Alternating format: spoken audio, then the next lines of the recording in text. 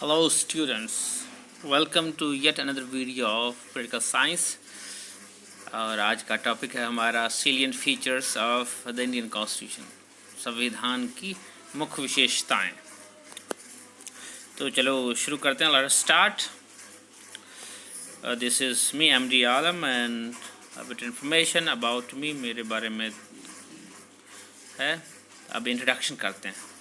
Indian constitution is unique in its contents and spirit. जो भारतीय संविधान है ये यूनिक है अपने कंटेंट में, अपनी आत्मा में भी एक तरह का यूनिक है। चाहे we have borrowed it from almost every constitution of the world, चाहे हमने इसको बोरो किया है दुनिया के ऑलमोस्ट सब जो बेस्ट कॉन्स्टिट्यूशन है उसमें से। The constitution of India has several salient features, इसमें काफ़ी सारी विशेषता हैं that distinguish it from the constitutions of other countries, जो इसको अलग करता है दूसरे संविधानों से, दुनिया के दूसरे संविधानों से। It should be noted that at the outset that A number of original feature of the constitution, ये हम मुख्य रूप में इसको नोट कर सकते हैं। जब संविधान अडॉप्ट किया गया था 1949 में, तो इसके जो ओरिजिनल फीचर्स हैं have undergone a substantial change. जो तब अडॉप्ट किया गया था उससे और आज में बहुत बड़ा फ़र्क आया on account of several amendments. बहुत सारी अमेंडमेंट हुई है इसमें। अमेंडमेंट का मतलब होता है शोध। काफ़ी सारी अमेंडमेंट्स हुई, पर्टिकुलरली ख़ास करके 7th amendment, 42nd amendment, 44th and 73rd, 74th and 79th amendment. ये सारे अमेंडमेंट में बहुत सारे बदलाव आए। संविधान जो इतने सालों में जो बदलाव आया है, in fact 42nd amendment act 1976 is known as mini constitution. जो 42वीं शोध हुई थी उसको एक मिनी कॉन्स्टिट्यूशन के नाम से भी जानते हैं, due to the important and large number of changes made by it in various parts of the constitution. काफ़ी सारे चेंजेस इसमें हुए थे संविधान में, इसलिए इसको मिनी कॉन्स्टिट्यूशन भी कहा जाता है 42वें अमेंडमेंट एक्ट को। तो आओ चले, let's do what this case is. However, in Kesavananda Bharati case 1973 में केशवानंदा भारती केस में सुप्रीम कोर्ट ने ये रिजल्ट दिया था that the constituent power of parliament under 368, संविधान जो है 368 पार्ट 20 में है, कैसे संविधान को चेंज करना, अमेंड करना, उसके बारे में कि पार्लियामेंट को राइट नहीं देता, doesn't enable it to alter the basic structure of the constitution। संविधान का जो बेसिक स्ट्रक्चर है, जो नींव है, उसको बदलने का कोई अधिकार नहीं देता है पार्लियामेंट को। ये सुप्रीम कोर्ट की रूलिंग है केशवानंदा भारती केस के हिसाब से। ठीक है, तो आगे चलते हैं। Salient feature of the Indian constitution. अगर इंडियन कॉन्स्टिट्यूशन की बात करते हैं तो इसके मुख्य फीचर्स है, मैंने काफ़ी सारा इसको डिटेल में लिखा है, but I would like you to का आपको जितनी ज़रूरत है उतना ही इसमें से करना है according to the demand of your syllabus, और सबको नहीं करना है। लेंथिएस्ट रिटन कॉन्स्टिट्यूशन, संविधान जो है दुनिया का, हमारा संविधान जो है it is the lengthiest and written constitution. जितनी भी रिटन कॉन्स्टिट्यूशन उसमें सबसे लेंथिएस्ट ये है।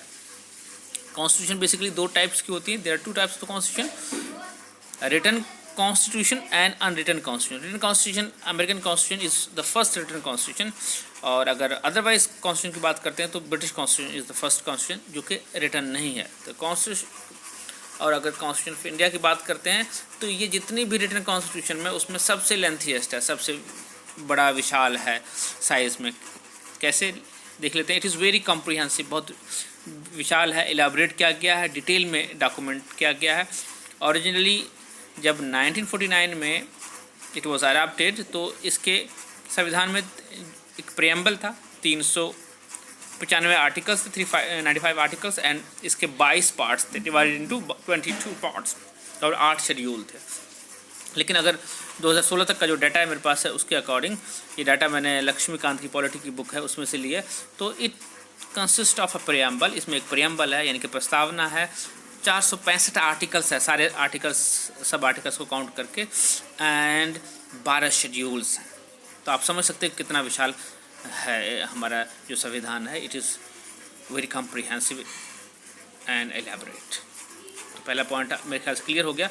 अगर आप बात करते हैं तो second point is drawn from various sources.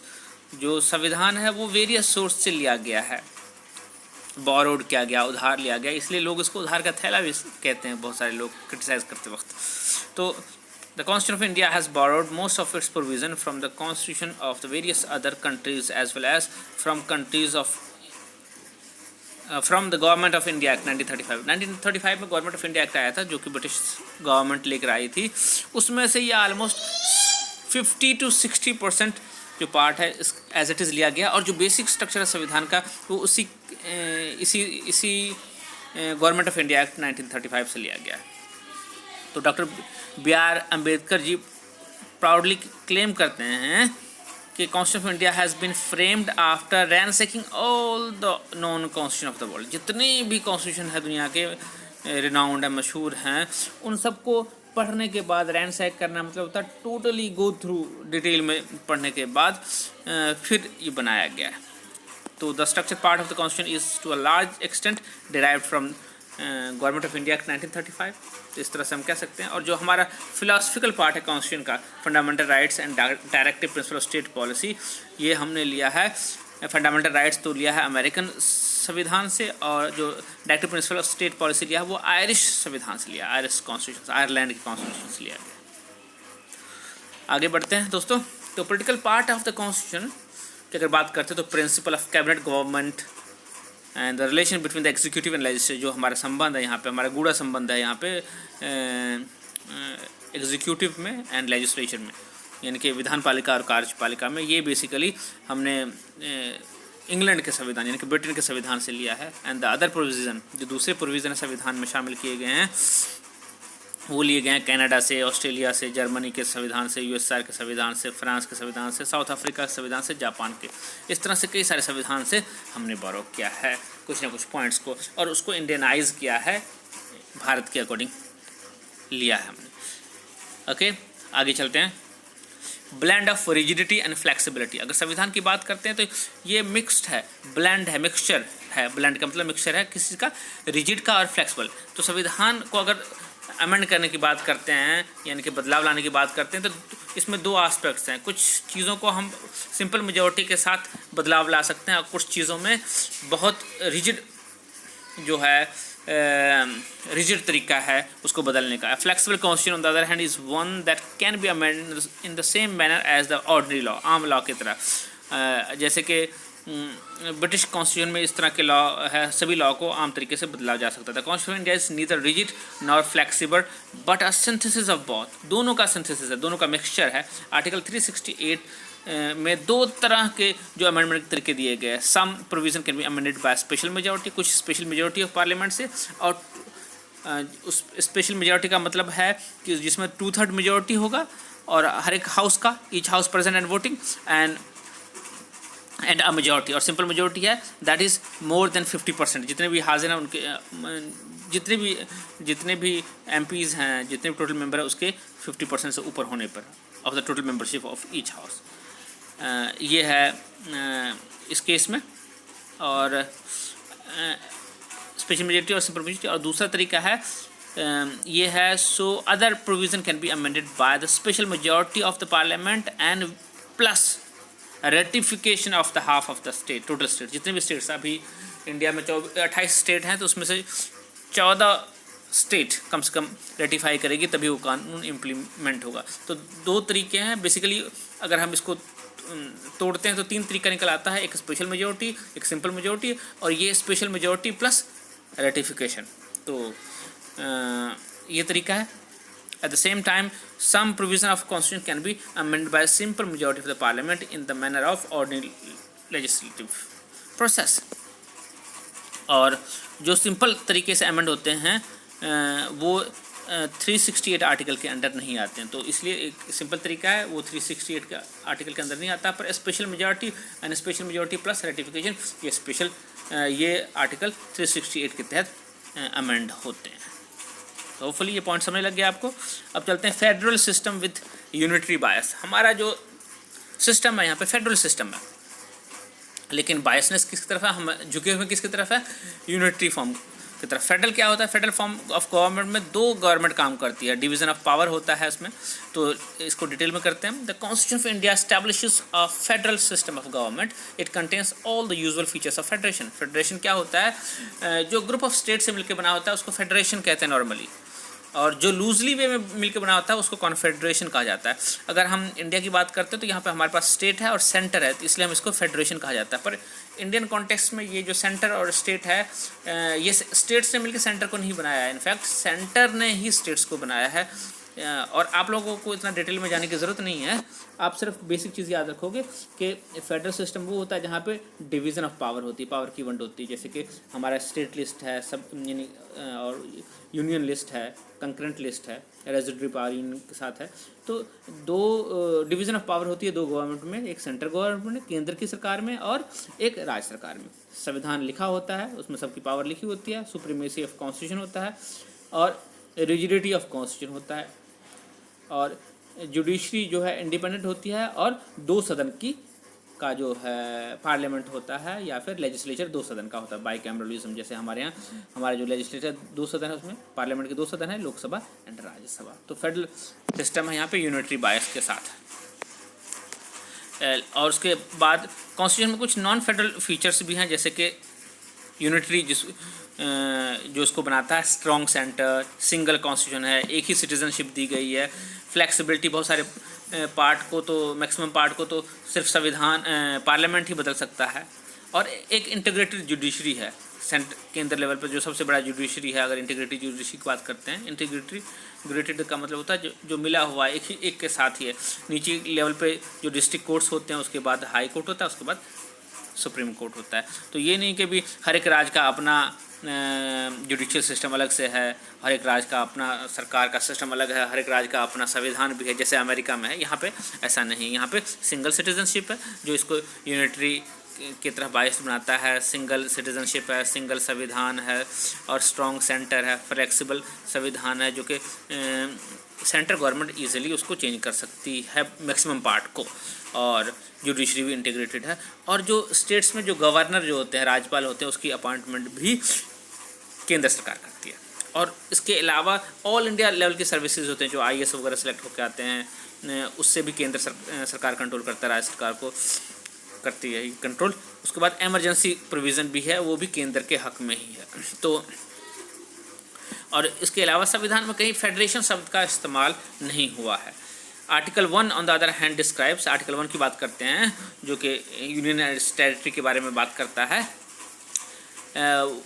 यानी कि जो हमारे राज है उसकी जो टेरिटरी, हमारा देश जो है उसकी टेरिटरी कौन कौन सी है, विच इसमें दो चीज़ों को शामिल किया गया। One, Indian federation is not the result of an agreement.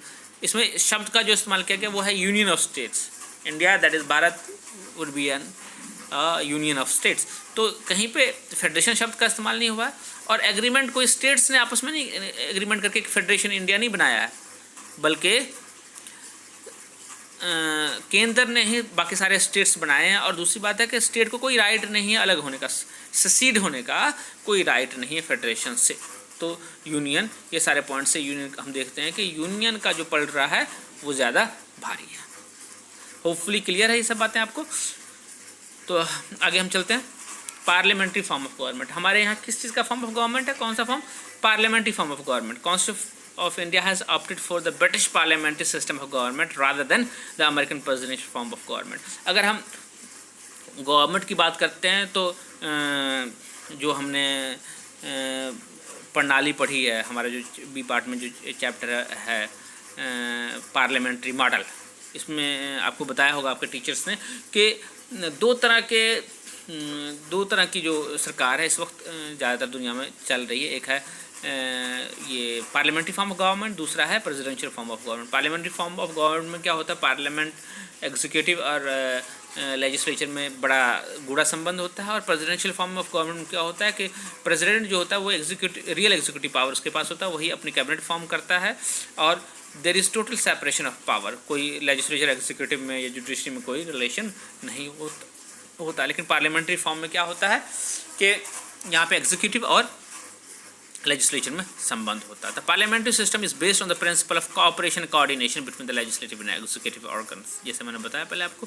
And the presidential system is based on the doctrine of separation of power. यहाँ पे जो है दोनों ऑर्गन या तीनों ऑर्गन में कोई संबंध नहीं होता, सभी इंडिपेंडेंटली अपने लेवल पे काम कर रहे होते हैं। पर पार्लियामेंट्री में क्या होता है, लेजिस्लेचर जो होता है उसी में से एग्जीक्यूटिव निकलते हैं, और एग्जीक्यूटिव जो है अपने काम के लिए लेजिस्लेचर के सामने यानी कि पार्लियामेंट के सामने यानी कि संसद के सामने जिम्मेवार होते हैं। आगे चलते, और इस सरकार को वेस्टमिनिस्टर मॉडल ऑफ गवर्नमेंट भी कहा जाता है, कैबिनेट गवर्नमेंट भी कहा जाता है, पीएम गवर्नमेंट भी कहा जाता है, और parliamentary system not only the centre but also in the state. हमने सेम सिस्टम फॉलो किया स्टेट्स में भी। कोई गवर्नर जो है हमारे स्टेट्स में वो नॉमिनल एग्जीक्यूटिव है, रियल एग्जीक्यूटिव सीएम होते हैं, चीफ मिनिस्टर होते हैं स्टेट्स के। और the feature of parliamentary government जो इंडिया में है वो है presence of nominal government, nominal and real executives. हमारे यहाँ प्रेसिडेंट नॉमिनल हैं और रियल है पीएम एंड कैबिनेट।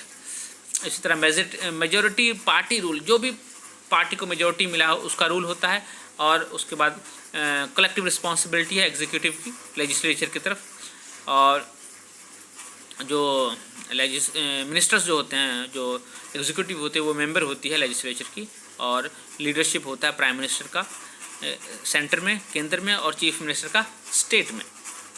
तो उसके बाद लोअर हाउस को डिसॉल्व किया जा सकता है यानी कि भंग किया जा सकता है,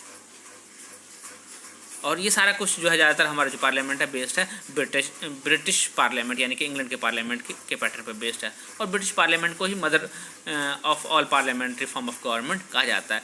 there are some fundamental differences also, दोनों में डिफरेंसेस है वो ये है कि Indian parliament is not a sovereign body. British parliament sovereign body है पर हमारी सॉवरेन बॉडी नहीं है। It can not do whatever it wishes, इसको लॉ के हिसाब से चलना पड़ता है। Indian state has an elected head, और हमारे यहाँ इलेक्टेड हेड है राष्ट्रपति जी, जिसको इंडायरेक्टली इलेक्ट किया जाता है। लेकिन ब्रिटिश में, इंग्लैंड में उनका एक मोनार्क होता है, राजा होता है या रानी होती है, जो कि हेड होती है स्टेट की, और वो जन्मजात होती है, हेरिडिटरी होती है। जैसे कि राजा का बेटा ही राजा बनेगा, वहाँ पे हेड बनेगा, नॉमिनल हेड बनेगा। और in parliamentary system whether India और Britain the role of prime minister has become significance. यहाँ पे रोल जो है प्राइम मिनिस्टर का वो सबसे इम्पोर्टेंट है और क्रूशियल भी है, और इसलिए बहुत सारे पॉलिटिकल साइंटिस्ट जो है इसको prime ministerial form of government भी कहते हैं। अब आ जाते हैं synthesis of parliamentary and sovereignty, parliamentary sovereignty and judicial supremacy. तो हमारे यहाँ मिक्सचर है। जैसे कि अगर बात करते हैं हम तो अगर पार्लियामेंट में क्या है, ये हमारे यहाँ हमने दोनों चीज़ को अडॉप्ट किया है। Doctrine of sovereignty of parliament is associated with British parliament, और अगर जुडिशियल सुप्रीमेसी की बात करें तो ये अमेरिकन सुप्रीम कोर्ट से रिलेटेड है। इन दोनों ही फीचर्स को इसमें हमने अडॉप्ट किया है। इस यहाँ तक वीडियो अब बड़ा हो रहा है, तो मैं इसके ऊपर नेक्स्ट वीडियो और बनाऊँगा, and hopefully you like it, share with your friends, right. और हम इससे आगे इसी पॉइंट से दोबारा से कंटिन्यू करेंगे। Thank you, best of luck for exams, take care, bye bye.